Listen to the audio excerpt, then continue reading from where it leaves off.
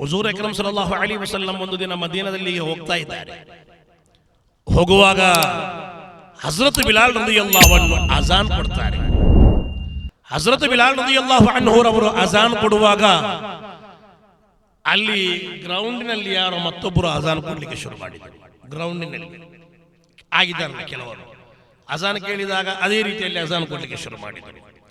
ಈ ಶಬ್ದ ಹುಜೂರ್ ಅವರಿಗೆ ಕೇಳಿತ್ತು.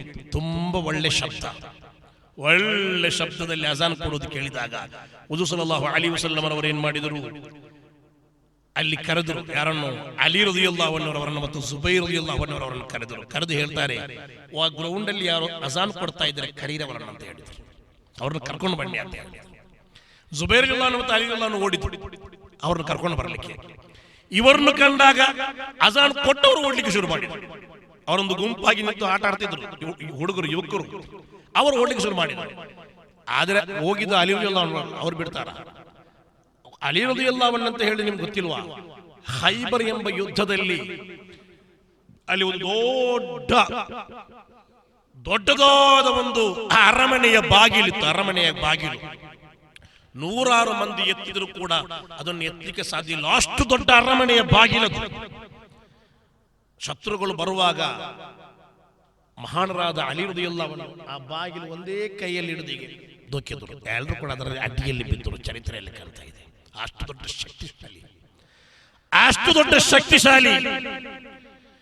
ಯುದ್ಧಕ್ಕೆ ಬೇಕಾಗಿ ಒಮ್ಮೆ ಅವರು ಎದ್ದಿಗೆ ಹಾರಿದ್ರೆ ಟೇಬಲ್ ಫ್ಯಾನ್ ತಿರುಗಿಕೊಂಡು ಕೆಳಗೆ ಬಿದ್ದು ಹೋರಾಡ್ತಾ ಇದ್ರು. ಅಷ್ಟು ಸ್ಮಾರ್ಟ್ ಅವರು.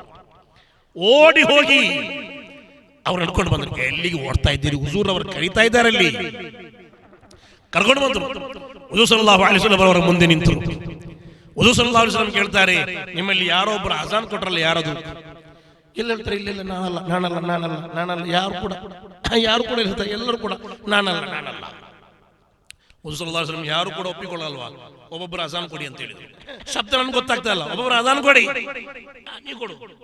ಅವರು ಕೊಟ್ಟರು, ಇನ್ನೊಬ್ಬ ಕೊಟ್ಟರು, ಅವ್ರು ಕೊಟ್ಟರು. ಒಂದು 3-4 ಆಗುವಾಗ ಒಬ್ಬರು ಕೊಡುವಾಗ ಗೊತ್ತಿತ್ತು, ನೀನೇ ಕೊಟ್ಟದ್ದು ಅಜಾನ್, ನೀನೇ ಕೊಟ್ಟದ್ದು ಅಜಾನ್, ನನಗೆ ಗೊತ್ತಾಯ್ತು.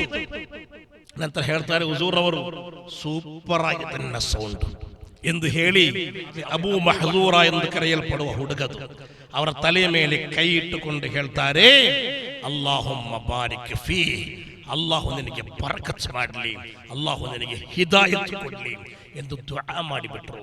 ಆ ಪವಿತ್ರವಾದ ಕೈ ತಲೆಗೆ ಸ್ಪರ್ಶವಾಗಿ ಬಿಟ್ರೆ ಅದರ ಕನೆಕ್ಷನ್ ಹೃದಯಕ್ಕೆ ಹೋಗಿ ಬಿಡುತ್ತದೆ ಸ್ಪೀಡ್ ಆಗಿ. ಅವರು ಶಹಾದತ್ ಹೇಳಿಬಿಟ್ರ ಹುಡುಗ.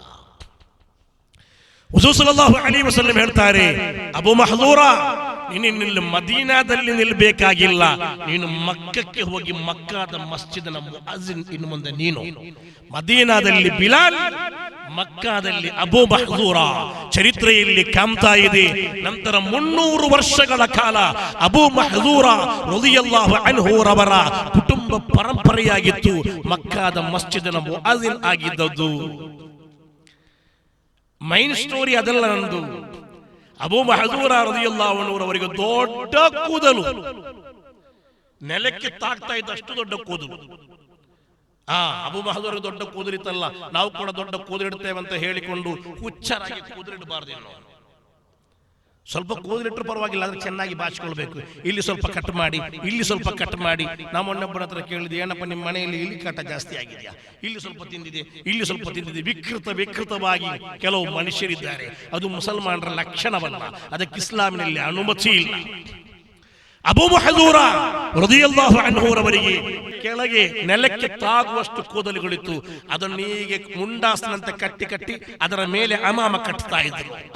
ಅಲ್ಲಿ ಸ್ವಹಾಬಿಗಳೆಲ್ಲ ಕೇಳ್ತಾ ಇದ್ರು, ಕೆಲವರೆಲ್ಲ ಬಂದು, ಅಬೂ ಮಹಜೂರ ಇಷ್ಟು ದೊಡ್ಡ ಕೂದಲು, ಇಷ್ಟವರೆಗೆ ಕೂದಲು ಯಾಕೆ ನೀವು ತೆಗೆಯಲಿಲ್ಲ ಎಂದು ಹೇಳುವಾಗ ಅಬೂ ಮಹಜೂರ ರದಿಯಲ್ಲಾಹು ಅನ್ಹು ಅವರು ಹೇಳುತ್ತಾರೆ, ಅವತ್ತು ನಾನು ಅಜಾನ್ ಕೊಟ್ಟ ದಿನ, ನನ್ನನ್ನು ಪ್ರವಾದಿವರಿಯರು ಕರೆಕೊಂಡು ಬಂದಂತಹ ದಿನ, ಅವರ ಪವಿತ್ರವಾದ ಹಸ್ತರತ್ನಗಳು ನನ್ನ ತಲೆಯ ಮೇಲೆ ಇಟ್ಟಿದ್ದಾರೆ.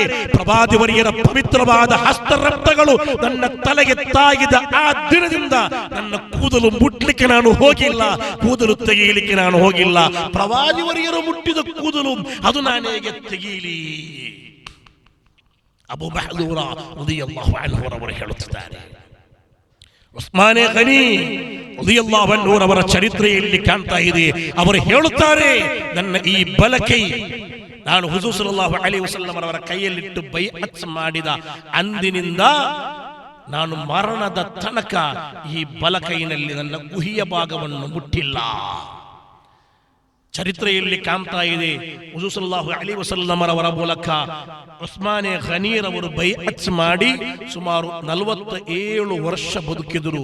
ಅಂದ್ರೆ 47 ವರ್ಷಗಳ ಕಾಲ ಸ್ವತಃ ಸ್ವಂತ ಗುಹಿಯ ಭಾಗವನ್ನು ಬಲಕೈಯಲ್ಲಿ ಮುಟ್ಟಿಲ್ಲ. ಯಾತಕ್ಕೆ?